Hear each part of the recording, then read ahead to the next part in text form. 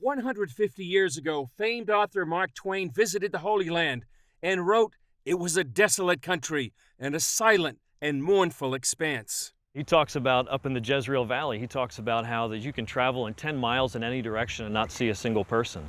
And so one of the towns that we did some photography was of a small town of Afula, which is really off the map as far as many Westerners are concerned, but it was established in the early 1900s. So 50, 60 years after Mark Twain, there's a small Jewish settlement. Today it's a booming Israeli city that we've been able to match some side-by-side perfect photography with it.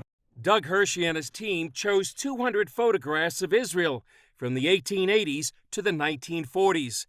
In his new book, Israel Rising, The Land of Israel Reawakens, Hershey chronicles the changes from that time span until today.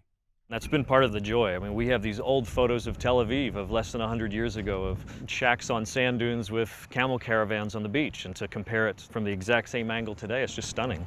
The book follows Ezekiels Promise, where in chapter 36, verse 8, the prophet declared, "But you, O mountains of Israel, you shall shoot forth your branches and yield your fruit to my people Israel, for they are about to come." We think of prophecy being to kings or to people or nations, but he's prophesying to the land that when Israel returns as a nation, branches will put forth fruit, waste cities will be rebuilt, people and beasts will be multiplied on the land will be cultivated and sown. These side-by-side photos show the transformations. Here's Jerusalem near the King David Hotel in the 1930s, and the same view today.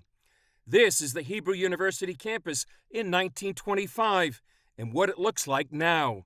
From the north in Haifa to the south in Beersheba, Hershey says the pictures represent the prophet's words coming alive. We're living in a really profound time in history. We're living in a time where 2,700-year-old prophecies from Isaiah and Ezekiel and Jeremiah, they've been lying dormant for about that long, and many of them are coming to pass. The most repeated promise through the scriptures is that God will bring his people back to the land, and when they do, there's going to be these dramatic changes, and we're seeing those. Hershey says the land itself seemed to be waiting for its ancient people to return. To me, it's one of the most profound things here, is this land has been conquered 15, 20 different times. It never becomes a homeland for any other people group, and the land would never produce for any other people group. And Israel moves back in, and suddenly the vast desert wastelands are now producing flowers, they're producing fruit.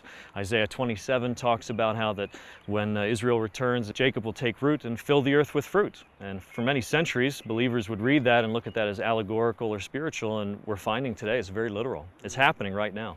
Hershey says the book provides a visual opportunity for those who have never visited Israel, and it's also struck a chord with the younger generations.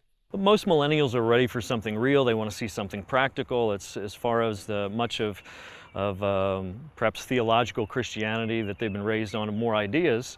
They're ready for something solid. They're ready for something real. And so even now when I speak in the States, sometimes I'll have questions about theology or the questions about the land, and usually my answer revolves around, let me show you. Come with me to Israel, I'll show you myself.